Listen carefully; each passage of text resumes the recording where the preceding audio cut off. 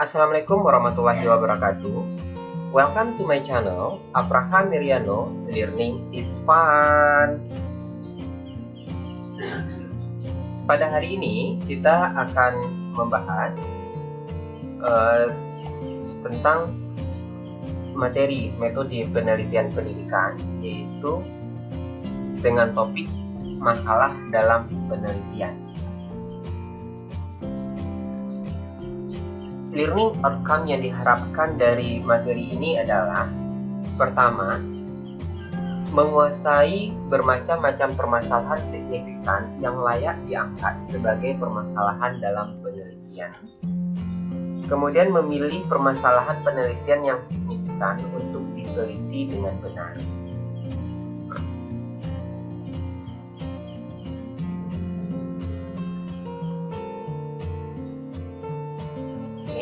Sekarang kita mulai dari satu pertanyaan, yaitu apa itu masalah? Sebagaimana kita ketahui, dalam kehidupan manusia atau kehidupan kita sehari-hari, banyak sekali permasalahan. Tetapi kita atau para peneliti muda menemui kesulitan dalam mengidentifikasi permasalahan yang benar-benar layak untuk dijadikan penelitian. Banyaknya bentuk permasalahan dapat diklasifikasikan menjadi dua macam, yaitu permasalahan yang bersifat common sense atau akal sehat, dan permasalahan yang betul-betul masalah. Nah, sekarang masalah itu sendiri apa? Ya. Kita tentu tidak asing lagi dengan istilah masalah. Ya. Ada yang mendefinisikan masalah itu tidak tercapainya keinginan yang diharapkan. Ada yang mendefinisikan masalah itu sesuatu yang harus dicari penyelesaiannya. Ya. Ada yang mengatakan bahwa masalah itu tidak sesuai antara tujuan dan harapan. Nah, sekarang kita lihat, kalau dari beberapa pendapat tersebut, kita bisa mengambil satu kesimpulan bahwa masalah tersebut adalah tidak sesuainya antara kenyataan yang terjadi dengan harapan yang diinginkan, atau tidak sesuainya antara sesuatu yang diharapkan dengan kenyataan yang terjadi. Selanjutnya, John Dewey dan Kerlinger mengidentifikasi bahwa permasalahan secara faktual dapat berupa kesulitan yang dirasakan oleh orang awam maupun para peneliti. Nah, permasalahan juga diartikan sebagai sesuatu yang menghalangi tercapainya tujuan. Ya. Permasalahan dapat pula diartikan sebagai sesuatu yang dijadikan target yang telah ditetapkan oleh peneliti, tetapi karena sesuatu hal target tidak dapat tercapai. Nah, sesuatu hal yang menyebabkan tidak tercapainya target, itulah yang disebut dengan masalah. Sebagian orang juga ada yang mendefinisikan bahwa permasalahan dapat pula diartikan sebagai jarak antara sesuatu yang diharapkan dengan sesuatu kenyataan yang ada. Sekarang, masalah itu dari mana saja sumbernya? Itu pertanyaannya. Beberapa sumber permasalahan atau sumber permasalahan ini, yang pertama,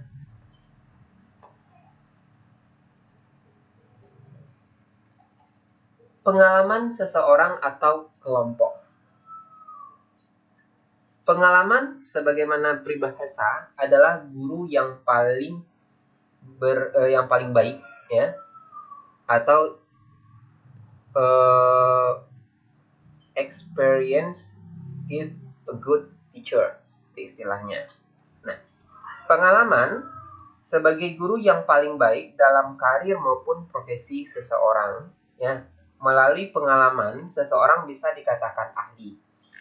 Seseorang pandai besi misalnya, ya, yang telah berpengalaman dalam membuat senjata bertahun-tahun dikatakan sebagai orang yang ahli atau empu yang andal. Atau seorang detektif semakin kaya dan cepat mengatasi permasalahan dalam pekerjaannya karena pengalaman dan telah banyak mengalami bermacam-macam kasus yang dapat menunjang profesionalitas dia. Demikian juga dengan profesi-profesi lainnya seperti guru. Nah, guru dikatakan sebagai guru profesional karena dia sudah berpengalaman mengajar. Sudah sekian tahun dia mengajar. Dan sudah sekian tahun dia menekuni profesi tersebut. Orang-orang yang telah menekuni bidang profesi tertentu itu dapat digunakan untuk membantu mencari permasalahan yang signifikan diteliti. Nah, sumber permasalahan berikutnya yaitu lapangan tempat kerja. Nah, tempat-tempat di mana seseorang maupun peneliti bekerja adalah salah satu sumber permasalahan yang baik. Para peneliti dapat melihat secara langsung, mengalami, dan bertanya pada satu, dua, atau banyak orang dalam pekerjaannya. Misalnya seorang guru akan merasakan bahwa sekolah atau komponen yang berkaitan dengan tercapainya tujuan sekolah dapat dijadikan sebagai sumber penelitian, baik secara makro maupun mikro. Misalnya di sekolah, ya seorang guru menemukan kasus bahwa 50% dari siswa yang diajarnya di kelas nilai matematikanya tidak mencapai kriteria ketuntasan minimal. Nah, ini bisa dijadikan sebagai satu sumber permasalahan yang dapat diteliti. Sumber permasalahan berikutnya adalah laporan hasil penelitian. Nah, laporan hasil penelitian ini biasanya identik dengan kepustakaan atau referensi. Jadi, dalam perpustakaan pada umumnya ya itu disimpan berbagai hasil penelitian dalam bentuk skripsi, tesis, disertasi, jurnal penelitian, atau buku-buku lainnya yang berhubungan dengan hasil penelitian orang. Nah, dari hasil penelitian, biasanya di samping ada hasil temuan yang baru, juga ada kemungkinan penelitian yang direkomendasikan karena berkaitan dengan penelitian yang telah ada. Dari banyak laporan penelitian, seorang peneliti dimungkinkan dapat memperoleh gambaran permasalahan yang baik untuk diteliti. Sumber permasalahan yang keempat itu sumber-sumber yang berasal dari bidang pengetahuan lain. Perkembangan ilmu pengetahuan yang lain di luar bidang yang kita kuasai seringkali memberikan pengaruh munculnya permasalahan penelitian. Nah, misalnya, ya, era global telah mempengaruhi mobilitas dan transformasi tenaga kerja di beberapa negara, serta telah mempengaruhi sistem pendidikan dan sistem penilaian lulusan sekolah menengah kejuruan. Pendidikan sistem ganda dalam SMK telah memunculkan model pembelajaran model magang dalam usia kerja. Nah, di mana dalam sistem magang para training memperoleh pendidikannya di balai latihan kerja dan dunia industri agar mereka di samping memperoleh sistem belajar yang baik dan relevan juga memperoleh pengalaman bekerja sesuai dengan bidang yang ditekuninya. Begitu juga di bidang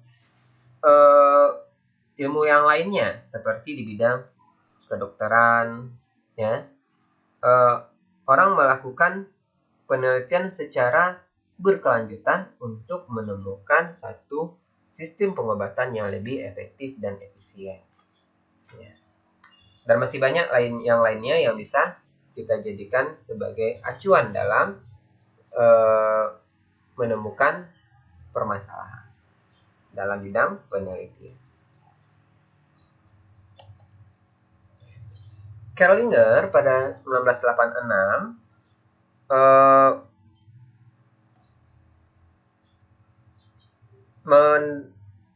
menjelaskan bahwa permasalahan yang akan diteliti hendaknya memenuhi 3 kriteria penting. Nah, yang pertama, itu permasalahan sebaiknya merefleksikan dua variabel atau lebih.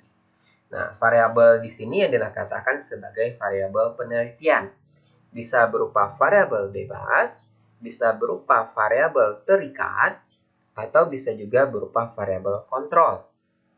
Nah, selanjutnya, sebaiknya dinyatakan dalam bentuk pertanyaan yang jelas dan tidak meragukan. Nah, yang jelas dan tidak meragukan artinya di sini bisa dijawab pertanyaan tersebut dan orang mengerti dari pertanyaan tersebut. Nah, dalam perumusan masalah, ya, itu biasanya kita menggunakan ya 5W dan 1H, yaitu what apa, where di mana, why mengapa, who siapa, when kapan, dan how bagaimana. Nah, ini kata kunci dalam membuat pertanyaan dalam satu rumusan permasalahan. Yang ketiga, itu sebaiknya dapat diuji secara empiris. Nah, dapat diuji secara empiris berarti masalah tersebut dapat diuji, ya, dapat di generalisasi setelah dilakukan pengujian.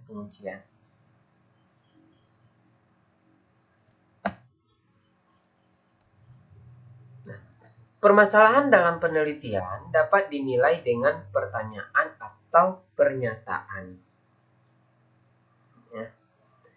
Yang pertama, problem penelitian atau masalah penelitian sebaiknya dapat memberikan kontribusi terhadap teori yang ada dan bidang ilmu peneliti yang berkepentingan. Nah, jadi penelitian itu harus dilakukan sesuai bidangnya. Nah, kalau bidangnya pendidikan matematika, berarti dia akan meneliti yang berhubungan dengan bidang pendidikan matematika. Kalau dia bidangnya pendidikan biologi, berarti dia akan meneliti sehubungan dengan pendidikan biologi. Pernyataan ini pada dasarnya adalah penegasan kembali fungsi dari penelitian yang utama, yaitu mempunyai kontribusi terhadap pengetahuan baru dan bidang ilmu yang ada. Berikutnya, setelah dilakukan studi terhadap permasalahan penelitian yang ada, problematika hendaknya memberikan motivasi untuk timbulnya permasalahan baru untuk dilakukan studi dalam kegiatan penelitian berikutnya. Nah, jadi di sini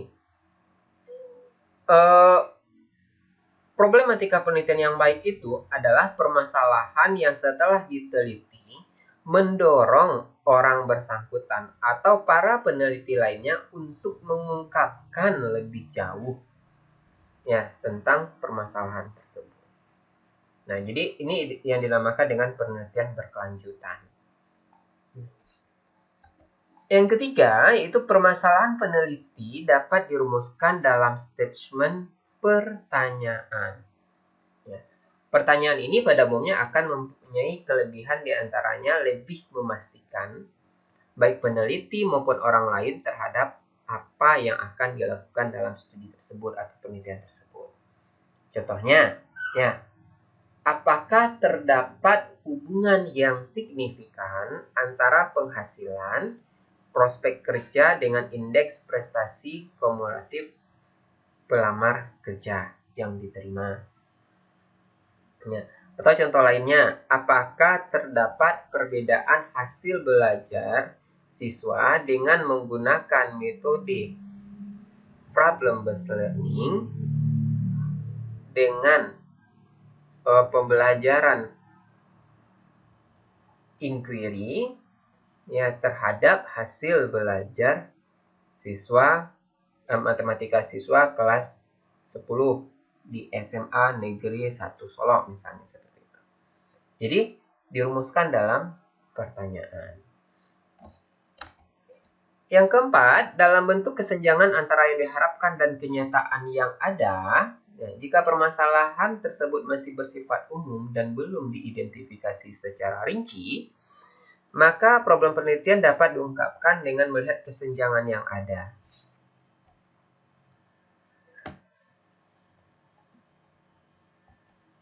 Selanjutnya, langkah-langkah penting dalam memilih masalah penelitian.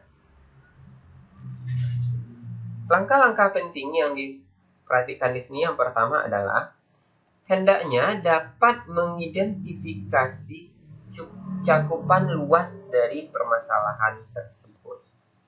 Misalnya di bidang teknologi terapan, bimbingan karir, psikologi, sosiologi, manajemen, bidang ekonomi, dan sebagainya.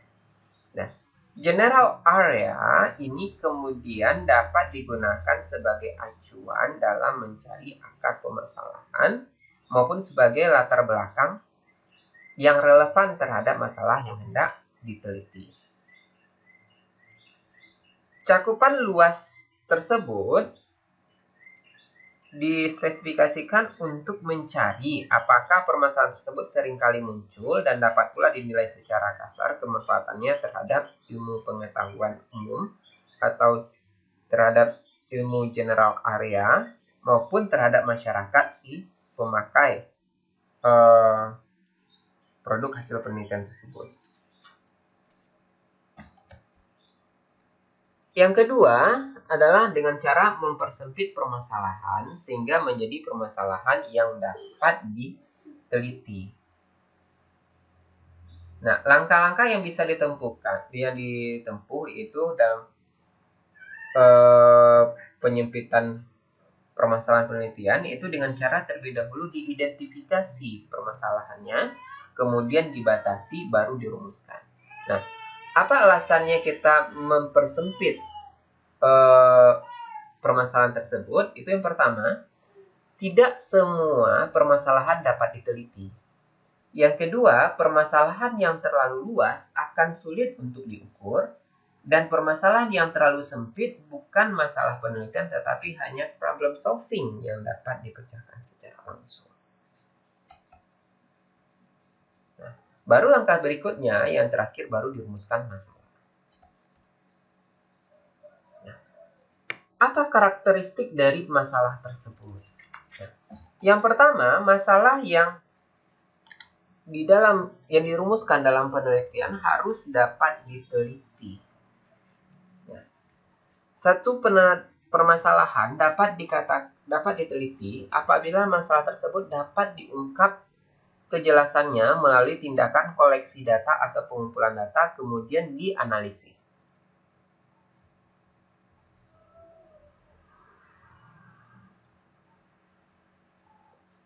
Misalnya dalam bentuk informasi pekerjaan, ya, apakah informasi pekerjaan dapat diberikan kepada para pencari kerja? Nah, seorang peneliti tidak akan dapat memberikan jawaban secara pasti. Nah, oleh karena itu, guna memperoleh jawaban tersebut, maka informasi dengan beberapa cara, misalnya, ya, bertanya kepada responden, melakukan observasi langsung di mana para pencari kerja berada, melakukan studi kepustakaan dengan buku, kemudian menggunakan angket dan menyebarkannya kepada responden yang terkait dengan penelitian tersebut. Karakteristik berikutnya yaitu mempunyai kontribusi signifikan. Ciri suatu permasalahan penelitian yang kedua adalah mempunyai kontribusi yang nyata. Masalah penelitian dikatakan baik jika mempunyai manfaat bagi peneliti yang bersangkutan maupun bagi masyarakat pada umumnya. Nah, di sini ada dua manfaat yang perlu diperhatikan dalam mengidentifikasi masalah. Yang pertama, manfaat teoritis yang berkaitan erat dengan perkembangan ilmu pengetahuan. Dan yang kedua, itu manfaat praktis yang langsung dapat digunakan atau dirasakan oleh masyarakat. Karakteristik yang ketiga itu dapat didukung dengan data empiris. Ya. Karakteristik yang ketiga ini penting untuk dipertimbangkan, ya, karena fenomena masalah tersebut dapat diukur baik secara kuantitatif maupun secara empiris. Nah, ukuran empiris atau ukuran yang didasarkan pada fakta yang dapat dirasakan oleh orang yang terlibat mempunyai peranan penting. Karena dukungan data empiris memberikan hubungan yang erat antara fakta dan konstruk suatu fenomena. Nah, di sini permasalahan akan menjadi lebih kuat lagi perlunya untuk didukung dengan data empiris jika peneliti ingin mendudukan penelitian kuantitatif lebih mendasarkan pada suatu variabel yang harus didasarkan pada hukum positif, empiris, dan terukur. Karakteristik yang keempat itu sesuai dengan kemampuan dan keinginan peneliti. Nah, di sini ini hal yang penting. Kalau kita mau mengangkat suatu permasalahan dalam sebuah penelitian adalah permasalahan yang betul-betul kita pahami dan kita kuasai supaya bisa dicari penyelesaian dari permasalahan tersebut.